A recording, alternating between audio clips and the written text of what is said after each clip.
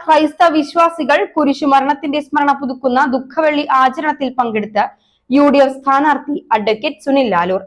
Anthikad Saint Antony's Forane പള്ളിയിലാണ് സുനിൽ ലാലൂർ സന്ദർശനം നടത്തിയത്. പള്ളിയിൽ നടന്ന പീഡാനുഭവ ശുശ്രൂഷകളിലും തിരുക്കർമ്മങ്ങളിലും അദ്ദേഹം പങ്കുചേർന്നു.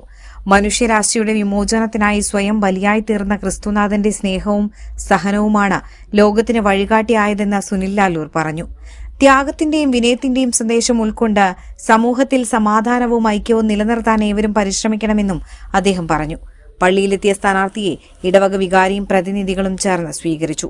തുടർന്ന് മുതിർന്നവരടക്കമുള്ള വിശ്വാസികളുമായി അദ്ദേഹം സൗഹൃദം പങ്കിടുകയും അനുഗ്രഹം തേടുകയും ചെയ്തു. മണ്ഡലത്തിലെ വിവിധ പള്ളികളിലും പ്രാർത്ഥനാ കേന്ദ്രങ്ങളിലും വരും ദിവസങ്ങളിൽ അദ്ദേഹം സന്ദർശനം നടത്തും. UDF പ്രാദേശിക നേതാക്കളും പ്രവർത്തകരും സ്ഥാനാർത്ഥിക്കൊപ്പം ഉണ്ടായിരുന്നു.